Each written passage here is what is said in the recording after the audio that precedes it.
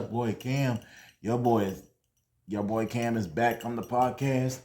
I know I've been gone for the past 3 weeks. I haven't been doing any podcasting lately. There's just been a lot of craziness in this world going on. But I had to get off of Facebook and social media for a couple of days. But I feel better to come back now, and just a lot going on in this world. But you just gotta stay prayed up, man. But man, I know it's been a minute since I've done my podcast, but I'm back to it. So, before I get into the Mavericks and everything, but I do want to talk about some Dallas Wings before I get start with the Mavericks. So, girl Paige Bueckers got Rookie of the Year. Wow, and I knew that was going to come too. I knew your girl Paige Bueckers was going to get Rookie of the Year. She's one of the best rookies the Wings have ever had since Enrique came in.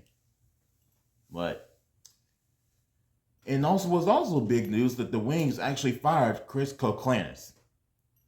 I'm glad they got him out of there, and I'm very surprised they fired him. It's actually the GM Kurt Miller and Chris Kolances used to work together, I believe, with the Connecticut Sun, and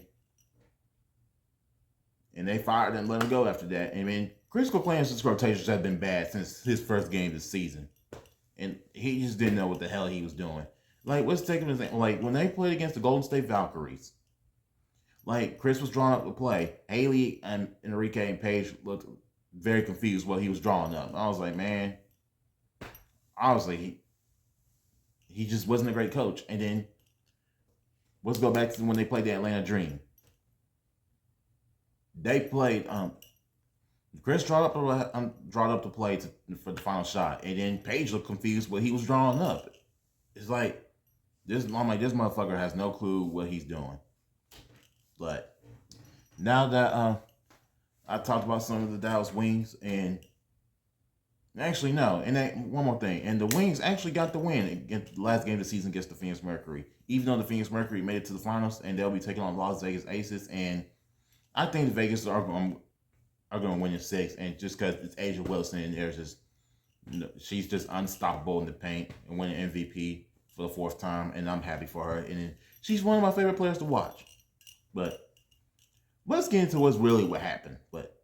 So the Fisher Collier gets hurt in Game 3, and then I believe it was Game 3, and then Cheryl Reeves just goes completely nuts because there was no foul call and everything, and she's injured, and then I think she got fouled a little bit, and then she got ejected, and then once Cheryl Reeves voiced her opinion about what's going on, and then she gets fined, and she got suspended, and then when Becky Hammond and Stephanie White was agreeing with her and then voicing their opinion, they get fined for that. And then, so the Fisher Collier actually had a meeting with Kathy. Can't remember her last name, but there was one clip she talked about about the officiating, and she says only losers complain about the officiating. So basically, you're calling the people that the WNBA, the players and the coaches losers when they complain about the refs. That's some disrespectful shit right there. Who the hell did she think she is? What the fuck? Oh my goodness.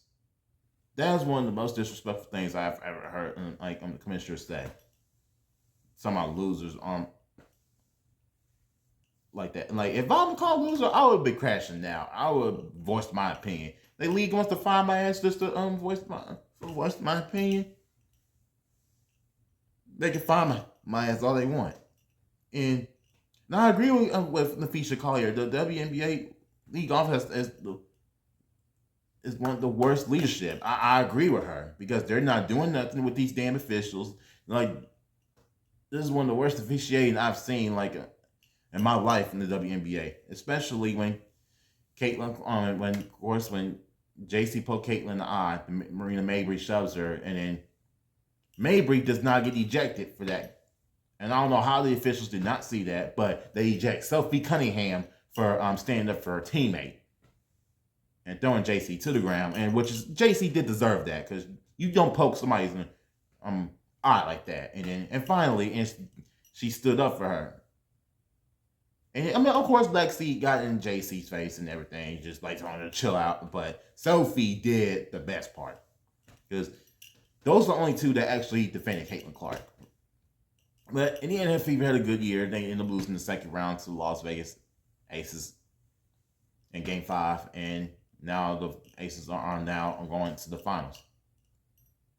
It's like, oh my goodness. So, anyway, now that I've talked about the WNBA, let's talk about some Dallas Mavericks. Man, NBA training camp started yesterday, and it looked pretty good. Klay Thompson said that Cooper Flag was impressive at training camp yesterday. And when I looked at the video yesterday for training camp, he looked damn good. He looked damn good, man. And like, Cooper Flag is ready for the NBA. He's going to be ready, but it will take, and he's going to be nervous, but it's going to take him some time to develop. He's only 18. He's a rookie. That ain't going to happen overnight. And Cooper Flag's not going to a team that's not good. He's going to a team that's trying to contend for a championship. And I believe we can get a championship in the future. So, only thing is, can we stay healthy? That's the thing. Can the Mavericks stay healthy going into this season? And Anthony Davis did gain 15 pounds. That's a very interesting. So, I feel like he is getting a little stronger now. And then, let's see how this goes. And then, as a fact, Derek Lively actually grew 7'3", which is really crazy. It's like, damn, the Mavericks are about to have a big-ass lineup. They're about to have a big-ass lineup. It's like, man, that's freaking crazy. And Jason Kidd hasn't even figured out who's going to be the starting five just yet. Because I don't know, this is a deep team. This is one of the deepest teams, a defense I've seen like in a while. Like, yes, we miss Luka. It still don't feel right without Luka being here, and we all miss him so much. It's like, wish he was still here, but at the end of the day, it's the business. So, I think what exactly what happened is because Luka was not in shape. He was drinking and smoking. He did party a lot while he was in Dallas. He just wouldn't take care of himself. He was basically he was just being lazy. And then Nico got tired of it and just traded him. But I feel like Nico could have handled this a little better. He could have gave him a heads up, like, we're going to trade if you don't get yourself together, and if you don't take care of your conditioning, we're just going to have to trade you. Instead, Nico did go behind his back. I ain't gonna lie, Nico did go behind his back and just and trade him like when it's close to midnight. You don't trade a franchise player like in the middle of the season when it's close to midnight. You can't do that. You should have just gave him a heads up. Hey, if you don't get your shit together, we're trading you. It's that simple. That's what I would have done if I was a GM. That's what I would have done. Honestly, we don't know exactly why they traded him 100%. We'll never know, and we'll probably won't ever get closer why the Mavericks traded Luka Doncic. I don't think we'll ever know what happened. So, I do agree, and I'm not hating on Nico for this. Defense wins championships. And that's all he kept saying in the interview, and I mean, you can't lie about that. Defense does win championships. That's just all I can say. So, preseason starts next week for the Mavericks. Man, I'm so freaking excited. And the Mavericks will take on the Oklahoma City Thunder. And that's actually going to be played at Dickies Arena in Fort Worth because there's a WWE match going on at the American Airlines Center that same night. And I think it's going to be a good matchup. We're determined to see how well can we match up the Thunder, especially when we see them in the regular season, especially if we see them again in the playoffs. And I think this team could beat the Thunder. If the squad is healthy, I think we have a good chance beating Oklahoma City Thunder. And I would say we will take them to 7. It's going to go 7 games. It's like the Thunder got big lineup as well. 2 7-footers in the line, Isaiah Hartenstein and Chet Holmgren. And this is a young Oklahoma City Thunder team. It's like I think they're the second youngest team in the NBA, and they already won a championship. It's like, wow, that's crazy. And Shai Gilgeous-Alexander, it's a tough player. It's a tough player. It's like you can't guard that man, dude. It's like 6'6", and like it's Shai Gilgeous-Alexander is a great leader in Oklahoma City. He's so fun to watch, man. And Kyrie Irving is a great leader in Dallas. Now they gave him a 2-year deal with the Mavericks, and he's been looking pretty good. I'm getting in shape once he's come back for the season. Once he comes back from his ACL injury, and hate that I was there when he tore his ACL in person. It was just hard to see that, and then I never seen somebody tear their ACL in real life. Man, it was hard to watch. I couldn't even enjoy the game for the rest of the night after that. I couldn't enjoy it. It's just now that the Mavericks got a new head trainer, and he actually came from the Chicago Bulls. Hopefully things will be better this time, and I believe everything will be better with the training staff. And I'm glad Nico got rid of the whole training staff. I just knew something wasn't right. You got guys getting we almost had to forfeit a couple games, and we were almost the first team in NBA history had to forfeit the game because we didn't have enough players because of all these injuries. Guys are getting sick so much, and then this is not normal. And then Najee Marshall missed a whole week of basketball because he was sick. I was like, I've never heard of a professional player being out a whole week for being sick. I've never heard such a thing like that. It's like, what is going on? I just knew something wasn't right with this training staff. I knew something was off. Like, damn. But now they said like the head trainer from last year wasn't certified to be a trainer for the NBA. I was like, that makes so much sense now. That makes so much sense. But like I said, we're going into last year, but Nico, you can't be just hiding in the freaking tunnel because the people are chanting fire you. People are getting at you. You can't just don't hide in the tunnel. Especially when Luka dropped 45 against us and you sitting in the tunnel hiding. Like, that makes it even look even worse on you. You got to man up and just take the criticism and just don't worry about what the fans say. Of course, I didn't like when you trade Luka, but I kind of get why you did, because like you said, like he doesn't play defense, always bitching and whining to the refs, and like he just don't play defense. Now he's in shape now. Do I think he'll still play defense? No. Do I think he'll still bitch and whine to the refs? Absolutely. He's still gonna be the same player, but I think he's gonna be a more offensive player going into this season. He's gonna be more motivated to play, and I think he will be on the MVP level if he keeps taking care of his conditioning. And I got a little feeling that he might start gaining weight again. Because, like, honestly, the Lakers, this ain't LeBron's team no more. This is about to be Luka's team. And I believe there's going to be people who want to play with Luka in the future in LA. I believe it's going to happen. And could he win a title in LA? Maybe. I don't know. We'll see. Hopefully he stays healthy. It's just like, we miss our boy Luka, and we just hope for the best for him. That's all I can say. But man, I'm just so excited for this season. And let's talk about some upcoming preseason games that's coming up as well. So next weekend, the Mavericks actually are at home against the Charlotte Hornets. Not sure if everybody's going to be playing. I won't be surprised if everybody doesn't play that game just because it's the Hornets and just don't want risking the injuries. And I believe the last game, I believe they only have 3 preseason games. I'm not sure, but the Mavericks take on the Los Angeles Lakers in Vegas. And this is going to be really, really interesting. I'm going to have to tune in for that game. That's the game I'm going to have to watch. See how we're going to really, really look with our whole squad going against Luka. And Luka's going to he's going to drop us buckets. Do I think he will? Oh, yes. Because he got traded from us in the middle of the season, almost towards midnight. He's going to be definitely motivated, ready to play. He's going to be motivated to play every time he plays against us. And I believe he's going to drop more than 30 every time he goes against us. Hey, you want to take care of yourself now? All right, you might, like I said, all those 7 years you've been here in Dallas, Luka, you should take care of yourself. If you weren't, were in conditioning, you weren't partying out there so much, you would have not been traded, man. That's all I can say.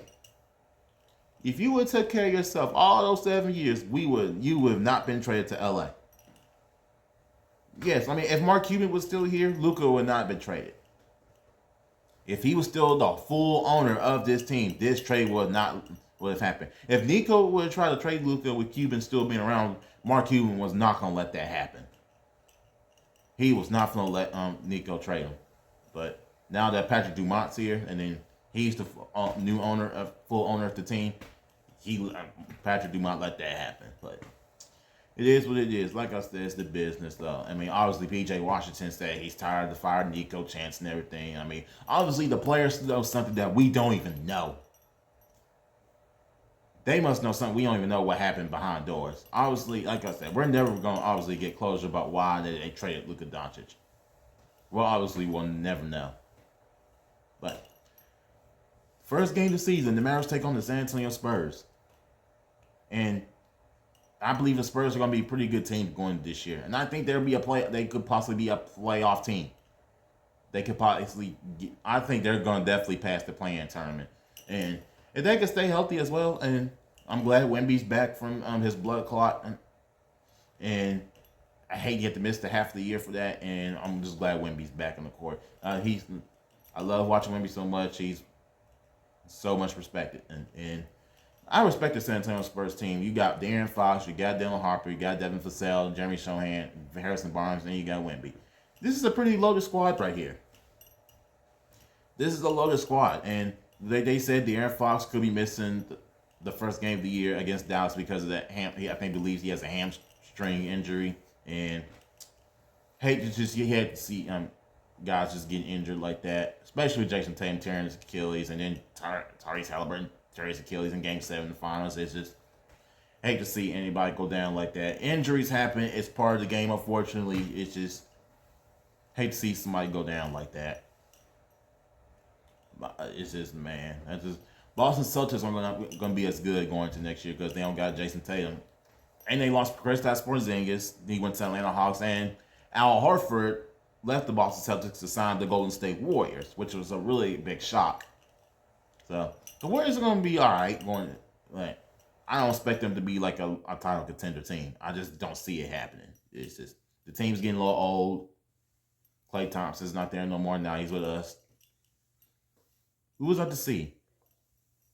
But I do think that Klay Thompson will come off the bench some other times. And I think Cooper Flag will be at the 2. Like I said, Jason Kidd is trying to turn him into a guard even more.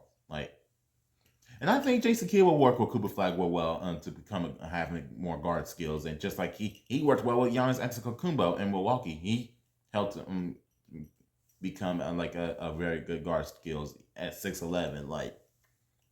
That's scary to bring up the ball to the court and have handles like that at 6'11". Wow, that's ridiculous. That's so ridiculous. But Giannis Antetokounmpo missed media day because he had COVID, and then of course COVID's still going around, but it's not as bad like it used to be. But man, this is going to be a really interesting season. But I still believe the Oklahoma City Thunder are one of the title contenders again. It's I think they're going to finish number 1 seed once again. Oklahoma City Thunder is going to get everybody problems for a while. It's just, man. Especially they go from playing tournament that one year, then the number 1 freaking seed. I'm like, what? That's some scary shit right there, bro. And they're the second youngest team to lead. They're this good. It's like, wow. The Thunder, they shoot threes. They play defense. They got a big team, and we got a big team as well. And I think the Rockets are going to be good as well, too. You got KD and you got Alfred Şengün playing and starting together. It's I think the Rockets are going to be a problem, too, as well. If KD can stay healthy. That's the thing. If KD stays healthy, the Rockets are definitely going to be a pretty good team as well. And I think they'll be a little better from last year. I think they'll be a second-round playoff team. And I think they'll be able to compete with the Thunder. The only teams I see competing with the Thunder is us, the Rockets, and the Denver Nuggets. We are the one of the teams who have the best shot beating Oklahoma City Thunder in the playoffs going into next year. But who's there to see? But man, just Cooper Flag. I just can't wait to see him play on the court. And I think he'll give us about 19 to 18 points a game as a rookie, and I believe he'll win Rookie of the Year. It's he's going to a veteran team, and you got 3 number 1 picks on the team, which is Kyrie Irving, AD, and you got Cooper Flag. It's insane, bro. What? It's how the hell we get the number 1 pick after trading Luka? And I agree with the fans. The NBA is rigged. It's rigged, man. But like I said, I ain't complaining. I'm glad we got Cooper Flag. And of course, Cooper Flag's gonna have some criticism. Just because he's going to a good team. He's not going to a rebuilding team. I mean, I think it's good for Cooper Flag, for him to go to a good team. he can learn and grow quickly from AD and Lively and Kyrie and Klay Thompson. They'll definitely be a good mentor towards Cooper Flag. And hopefully Kyrie will be back by March. And I just wouldn't rush him back. I wouldn't bring him back in January. I wouldn't want him coming back until he's healed 100%. And once he's back, I put him on minutes restriction. I put Kyrie on like at least 20 minutes a game and have him coming off the bench. It's just until he feels really comfortable. And we just can't risk him getting hurt. He's getting a little old now, and I think he has about a couple more years left till he actually officially retires. It's like, and yes, Kyrie hit like 7 3-pointers while he was working out. I was like, man, this man still looking really good. My goodness, man. And I think Kyrie's gonna play pretty well once he's back.